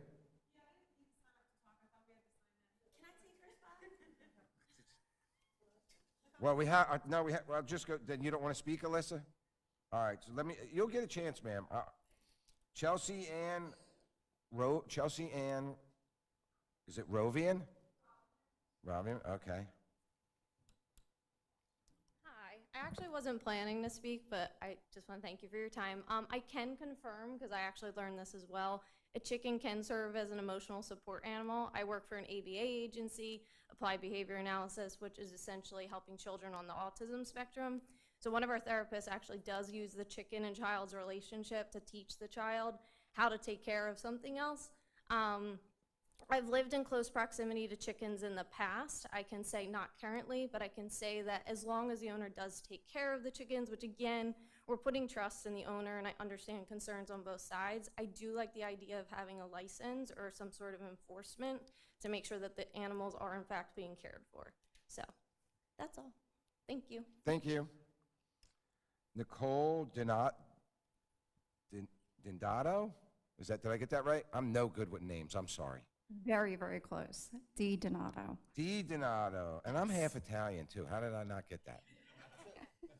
All right, so we have good dog owners and we have bad dog owners. We can all agree on that. So I did have chickens, and my chickens were taken 4 years ago. The reason why my chickens were taken is because the people behind us. We had them for like 4 or 5 years. The reason why they called on us is because their dog broke our fence and almost bit our child. Okay, so nothing was ever enforced with that. So I just want to say, having chickens goes both ways. There's good, there's bad. I get it. But it's also based upon the property owner. I think with the township, they've been out, they're doing street work on my work right now, my property. With that being said, it's an open door. Come, inspect, look. Do that with dogs. Do that with the animals that people currently have to get permits for, or, you know, your dog tags, okay? Chickens can be a good thing. For the behavior thing, my son did need the chickens. It was a behavior thing. He does have autism. With that being said, it was a huge deal for us. He still, when you bring up the word chicken, he'll cry because it meant a lot to him. So for me, it's not just because of the eggs, the companionship, it's to teach my children the respect of having an animal, taking care of it, being responsible. It's also the fact that if we wanted to have meat birds, we could have them. We know where our food's coming from. We know what it's been fed. It does eat scraps. It eats bugs in the backyard. It helps scratch. There's a lot more benefits to having a chicken than having a dog. So that's what I have to say. Thank you. Thank you. Donna Boyle? You don't have to. We're not forcing you. That lady's dying to talk over there. So, I mean. So I did have chickens before too, and they were taken away. But I understand the issues that they're talking about, you know, the bad things. But since we are talking about having a license and inspections, hopefully these things won't happen. You know, people will be more aware and they'll be being watched. So, and I'm not saying that I even want to have chickens again. I'm here to support people who do have them, and I agree with them as far as all the good things, and hopefully the bad things will be, you know, taken care of with having a license. Thank you. Thank you. Okay, ma'am, it's your time now, and you're on the phone. It's your spotlight time. Could you please state your name and address, please, because I don't have you on the list. No problem. My name's Angeline Doherty. I live at 1539 Old Lincoln Highway. Say that address again. 1539 Old Lincoln Highway. I too had chickens at one point, and my neighbor called and I had to give them up as well. And I can assure you, I would love to have my chickens back. But on Middletown Township's website, it says that you guys want to create a sustainable Middletown. And it states, Middletown Township strives to create an environmentally friendly future that improves the quality of life by promoting environmental sustainability to residents, business, and the community. Chickens do that. Everybody's already stated what they do that are in a positive way. As far as for this sustainability and the problems with the rats, many of the restaurants in the area have, all over the township and all over the city, you'll see the rat traps out. And it's because they have dumpsters. And the dumpsters and people throwing trash and whatever else, you know, their hamburger out the side of the window because they don't want it anymore, draws mice and rats. When PennDOT tore up the field next to my house so that they could do their staging project, guess what I got? Rats and mice, because they came from the field. Nobody cared about that. When I had my chickens, I never had mice. When neighbors of mine had a dog, believe it or not, when the field got tore up, because their dog food was out, the mice got in their house and were eating the dog food. So be mindful about all those requirements, because they're not the same requirements for dogs and cats. My neighbor's cat, I rescued it from my pool. at least a dozen times. I don't know why it keeps jumping in my pool, but I gotta keep getting it out. Her cat's allowed to go wherever it gets to go. And also, you guys kind of did set a precedence before. It's not related to chickens, but when you change things because you want to comply to make life better for people and to cost less money. I was here months ago, maybe it was last year, where you guys granted a stormwater variance for residents of Levittown because their properties were small so that they could have a shed. And it wouldn't cost the township $500 every time, or it wouldn't cost the residents $500 every time they wanted to apply for it. Hopefully I got that right. So You're in the ballpark, I'll tell you that. I remember that. yeah, yeah. And I was like, well, it's totally reasonable, and it makes their life easier because they want a place to put their lawnmower. People just want to be able to have a nice egg, some good compost, and get rid of the ticks and the mosquitoes and all the crap in the back of their yard. So it hits all those markers. And, you know, why can't I have a chicken? They're nice, you know? I deserve it. Yes, I do. And thank you for your time. I really appreciate it. I had more, Thank but you. I forgot what it was. Is there anybody else who didn't sign would like to speak? Oh. You signed, oh, is another paper over there? Well, come on up, ma'am, you can come up. And then the gentleman behind you can come up. And then you can come up and then it'll be 10 o'clock. Good evening, everybody. Jacqueline Williams. I live in Deepdale East, 59 Deepdale Drive East. What is your address again? 59 Deepdale Drive East. Deepdale East. Yeah. So I did a very lengthy speech. I hope everyone got the chance to see it. I was terrified for the zoning. And I am a third generation Levittown homeowner. My grandmother was the original homeowner 3 doors down from mine when they used to keep their horses in their backyard because across the street was a big horse farm. You know, has anyone on the board actually owned chickens? And I don't mean that to be derogatory. It's just like a general question. Because you have. Okay, excellent. Good. Yeah. Oh, when growing up. If you owned Growing them up. now, it would be illegal. So Well, be raising yeah, your hand now, $500 Joe. a day. Yeah. That was a trick question, by the way. So I guess for me, you know, I actually have a degree in equine studies. I spent a lot of times in other areas than where I live, spending time with farm animals because they weren't allowed here. But for me, you know, when I go out and I actively wanted to pursue what issues other people had with the chickens. And I got a lot of, what do you mean you're not allowed to have chickens? Because I think in other areas, it's such a common practice that you're just allowed to have chickens. I mean, for instance, in Philadelphia, you're allowed to have chickens. In North Bucks County, you're allowed to have chickens. Isn't it weird that in the middle, in the suburbs, it's something that's completely prohibited? So, and then I remember Mr. Peter talking about, oh, people have had chickens for 20 years. They're not going to want to change what they're doing. And that's so curious to me that someone could have chickens for 20 years without it being a problem. But it comes here like it's just this big debilitating process. So just even listening to the rules, and listen, I'll follow whatever rules you want. I'll pay whatever licensing fee you want. I think at the end of the day, I don't want my kids to get into drugs, and I firmly think that keeping them busy with other things that fulfill them and make them feel secure and make them feel like they have purpose is what keeps them out of drugs. So that's kind of what I'm here for. Now, talking about the rules, some of it, did you say we're not allowed to gift our eggs? Listen, we are trying to keep this in a residential component. So these Sure. requirements are about making sure that it stays residential and it's not commercial, okay? I'm Okay. not going to be running around wondering if you traded eggs with your friend or something. We're going to DNA test our eggs to make sure my next door but- neighbor's refrigerators but have my eggs in them. that kind of requirement is in place in effort to ensure that does not become a commercial component operating out of a residential property when it comes to eggs or chickens or Of course, raising yeah. and that kind of thing, okay? Of course.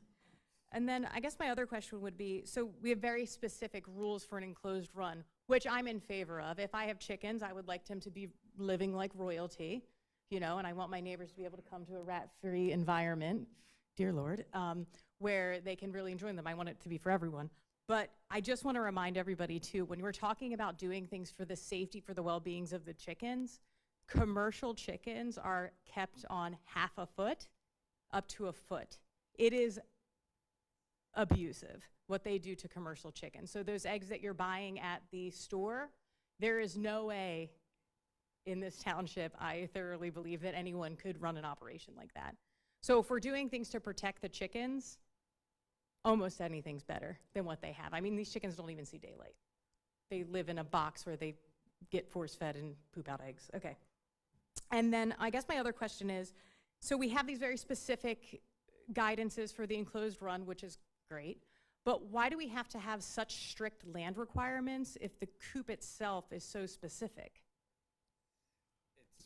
It's consistent with what we found in other places. Look, I'm just going to be honest with you. This is obviously something that is, we're forging kind of a new path here, right? So we have to kind of tread a little lightly, and yeah, the minimum lot size requirement is just something that's put into place. Yeah. And then I think my last thing, and then I'll go, I think, hold on. I was thinking, is there a way we could do like an 8-year license? That's about the maximum, over maximum amount of time that a chicken would run. I feel like everything that we're talking about is a lot. And I feel like it would be strain on the township. And it's kind of like pay versus benefits here of having that license where, you know, if you have a parrot that's screaming and annoying your neighbors, and that's a noise complaint, wouldn't that fall into an issue where you might have to get rid of the parrot regardless because it's a nuisance? Maybe you would have to ask the animal Yeah, control officer. That's okay, yeah. so that's something, yeah. Right. So there's that, and then, okay, and about the permits and things too. A lot of chicken care is self-regulating. And what I mean by that is if you build a run that is not predator-proof, your $30+ chicken will no longer exist. Chickens are never going to hurt any residents because they can't. They're not going to be able to hurt any residents. But if it's not predator-proof, there will be no chickens. If you don't lock up your food, it's not cheap. Chicken food is not cheap. I mean, I don't know what it is now, but we're probably looking at like, you know, $20 a bag or something. So if you have things coming in and eating all of your food, you're costing yourself a boatload of money. It's not in your best interest. So just to say all that. But I will say, as far as the board voting, I would much rather have very, very strict rules and be able to get a couple hens. I think my property will be 4. So thank you, everybody. Thank you. Okay, sir, you can take, you're up. Good evening, everybody. My name is Matthew Santel. I live at 48 Conifer Road. 48 what road? Conifer in Cobalt Ridge. So clearly, those that you represent desire chickens very much so. Could you speak more into the mic, sir? Absolutely. I don't think we need to reinvent the wheel when it comes to the licensure structure. I think we can mirror dogs. There is an annual license and a lifetime license for the animal.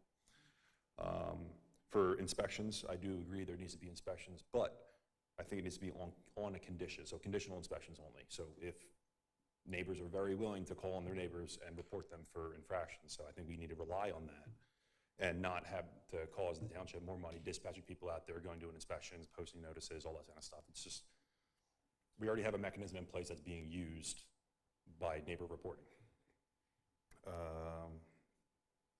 Honest people keep people honest.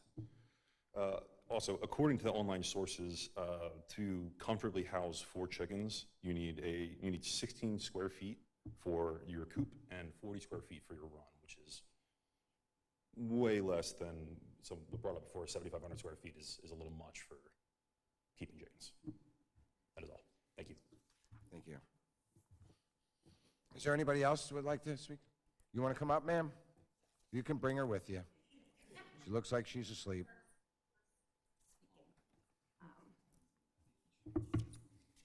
My name is Rachel Fullen, and I'm at 423 West Richardson Avenue. I'm actually 2 doors outside of Langhorne Borough, so like where I can throw a baseball, I can have chickens, but in my own yard, I can't. And I realize that it has to do with zoning and township, so I'm not going to argue that. I just think it's like a little bit interesting. I started off, I have 4 children. I'm a solo mom to 4 kids, 13 and under. They mean everything to me, and I put them first always. I would like to, in thinking of what they ingest, whether it's like food or media. I always keep that in mind. So we grow vegetables at the Heritage Farm in Langhorne Borough, and I like to do it all organic. I'm always thinking of those things. I think in this society with like farm to fork so prevalent, when my grandma was raising her children, I feel like everything was much more organic than it is today. So by having chickens, they not only get some of the benefits that we've already talked about, but it's just part of the thing of gardening and keeping things and learning where your food comes from. I did want to mention something because I came 2 years ago. I think I started reaching out and asking, like, what is the process to start this? And I think it's really cool. I have to say, I'm very surprised how welcome and open everyone is to even listen to us, because I think it's really cool that I've brought my children here and they've seen local government in action and how things can either change or get vetoed or not vetoed, and just kind of how it all works.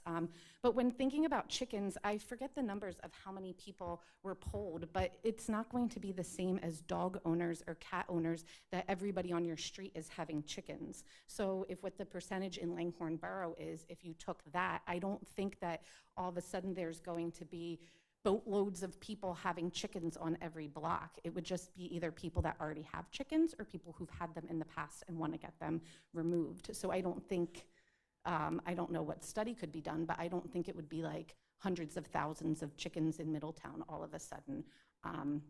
So I think everything else I wanted to say was kind of already said, but when we were speaking about rodents, I live on not a huge property on my street, but one of my neighbors had a carriage house, and they wound up going through it and getting rid of stuff. I guess it was vacant, and all of a sudden we had rats because he cleaned out the carriage house to make it livable. And then a neighbor had a wood pile that was really big, and they moved the wood pile, and we saw mice. So sometimes it just happens, and obviously in chicken keeping, you want to keep things clean and you won't have that happen. But there's neighbors who do things and make choices that make things annoying and an inconvenience, but I'm not here asking for ordinances to shut down people's rights to clean out their garage that here has things in it.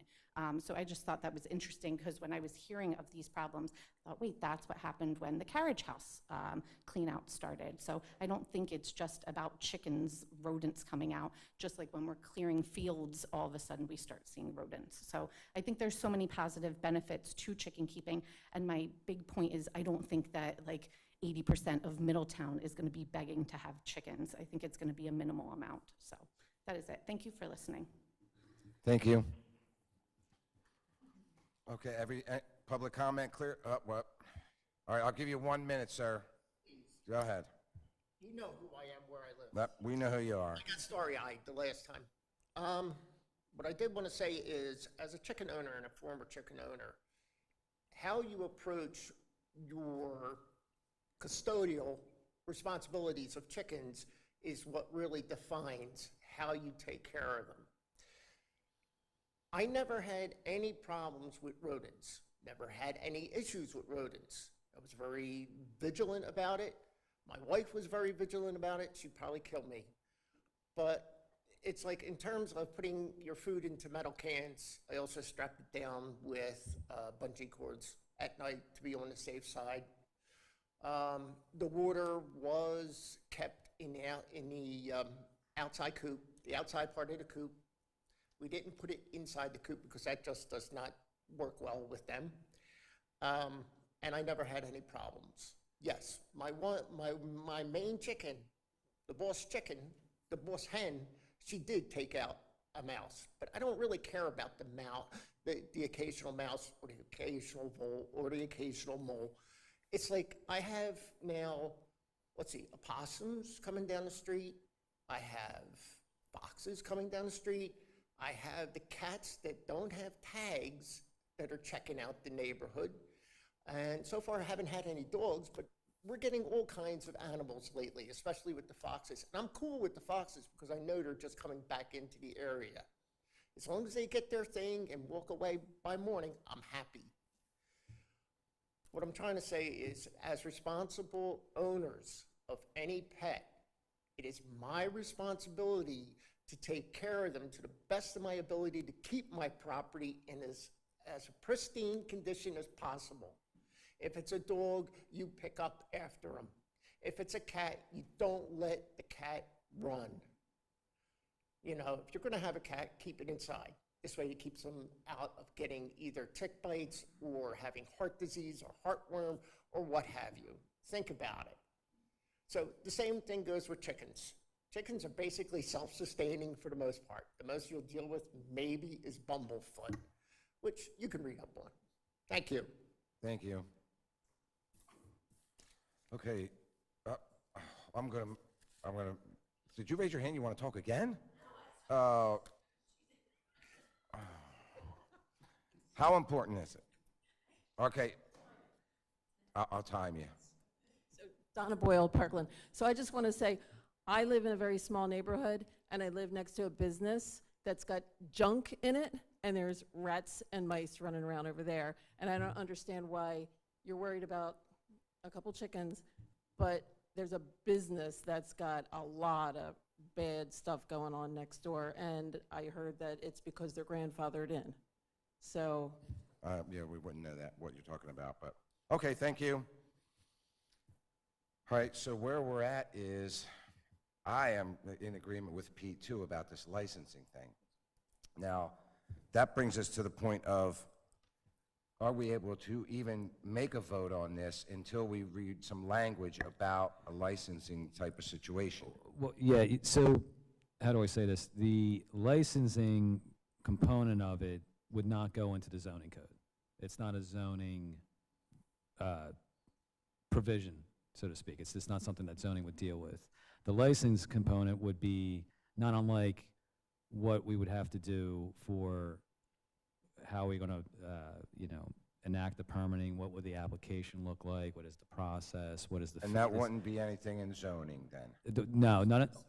All of that is like process oriented, and also even in some cases a separate section of a different ordinance potentially, especially with the license and stuff like that. So, I mean, I'm not going to speak out of turn, but in my opinion, we would draft a license based off the condition that you're saying for your recommendation, if that's where you're going. We would definitely draft a license and figure out what that would mean during the whole process discussions that we would have post if this was actually approved and enacted into the zoning ordinance. Okay. Pete, did you have two concerns or just the licensing? Well, to me, it's licensing, but the real meat of it is licensing with regular inspection requirements. Right, yeah, so that would be part. That would have to be written into it. Yes, there would, yeah. So if you were so inclined to give a recommendation, it would be with the condition that there would be a licensing and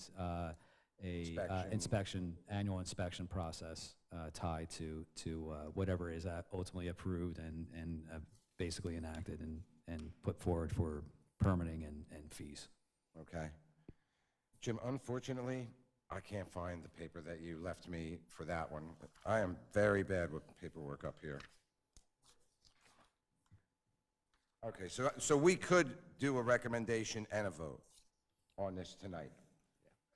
Okay, at that point. I would like to say that you all made valid points on both sides of the fence as far as I'm concerned. I don't know about the rest of the board, with the public. This was mainly a public thing tonight, more than us making the decision, but the residents, to and against, actually made good points on both sides of the fence.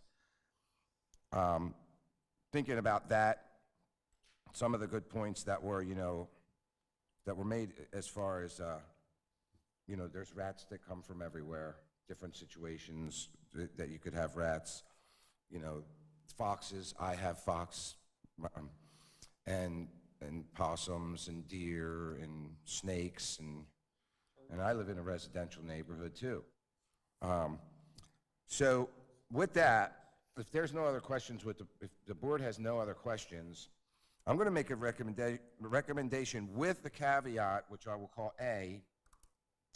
And Pete, how do you want to word this A?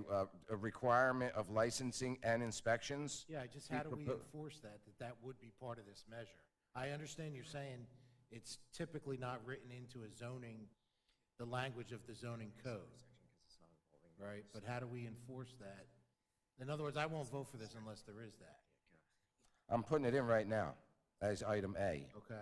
I'm putting it in as a requirement of licensing. Pete, I'm not understanding your question. I'll be honest with you. You're the planning commission, so then you would say there needs to be a licensing requirement, but you would not get into the nuts and bolts and weeds of what that would be. You would have to have the confidence that we were going to make sure that happens as part of the condition, that there would be a license and inspection process, and we would draft what that would be and everything else as we move forward. So what are you saying? What? I'm saying that if you said there was a condition for licensing and inspections or some kind of annual thing, that's all that really needs to be said. It seems that you want to actually Okay, start. so if I vote for that this evening, Yes. that will be part of this. It will be part of your recommendation. It will be part of your recommendation. Now, again, you're a recommending body. I can't say that the board will be in support of that or not. They probably will be. I can't see them not being in support. Supervisors, I'm sorry, yeah, board of supervisors, yeah. Well, I would vote for it on that premise. Okay. That it says both licensing and inspection. Regular inspection. I'm writing that in, Pete, as item A right here to read off. Regular as inspection. Yeah. But if you're okay with this, a requirement of annual licensing and inspections. Yeah, whatever the term is. Sorry. Whatever the term is, but yeah, that it's Did I right. get that right, Andrew?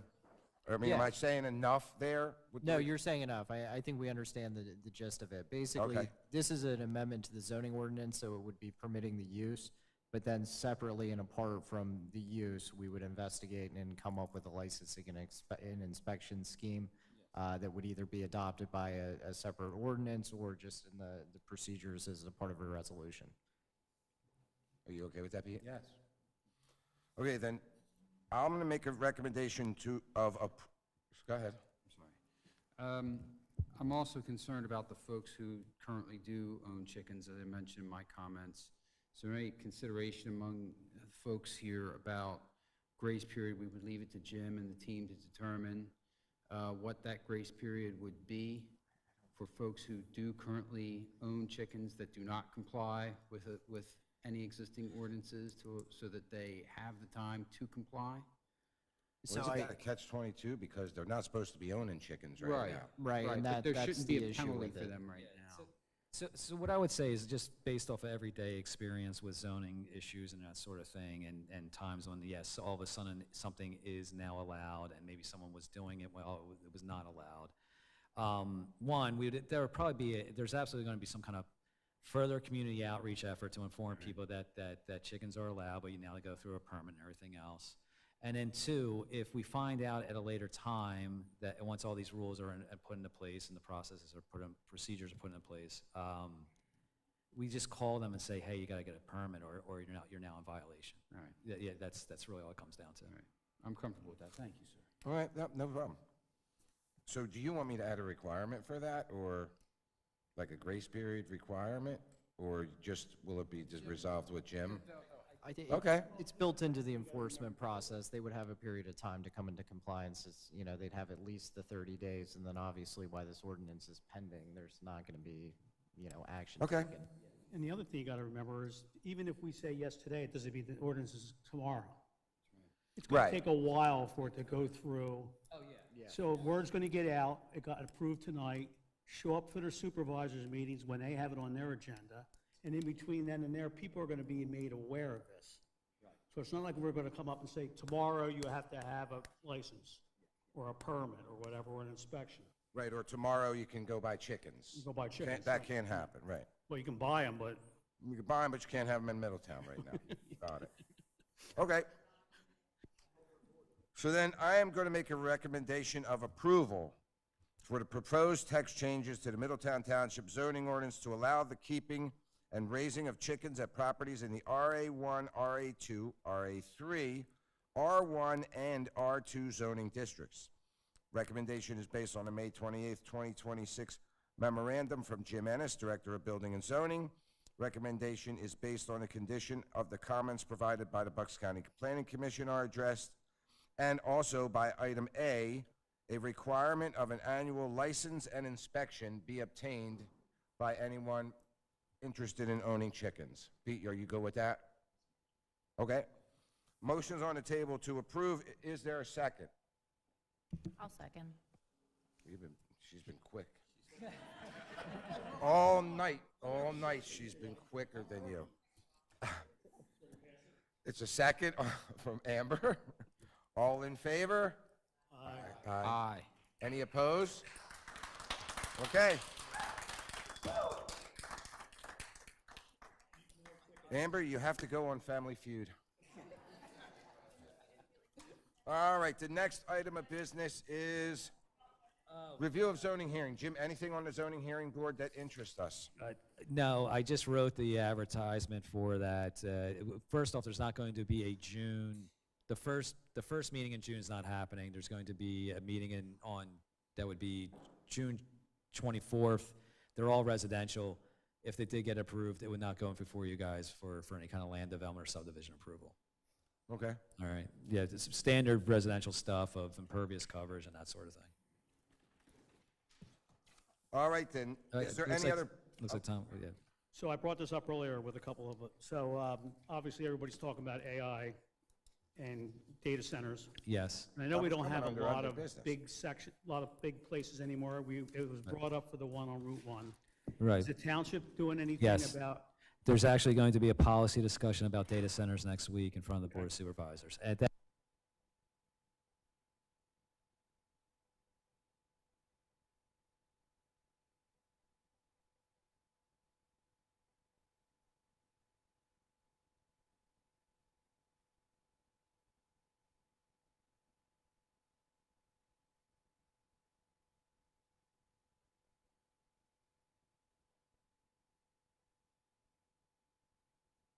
natural resources. But I don't know where they're at and when it comes to that, so we have to treat them as they are today and assuming that they're gonna be like that for a while.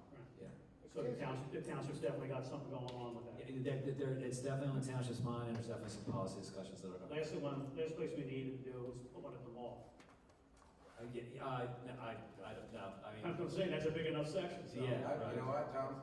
I don't think it is. If you saw the data centers over in Falls. I know you're building the next It's one. not, the mall isn't big enough. This place is huge over there. Yeah. Okay. Yeah, that's a good idea. Is there any other business that needs to be brought forward, board? Then I'm asked for a motion to adjourn. Jacob? Motion to adjourn. And family, Joe will second. All in favor? Aye. Meeting is adjourned.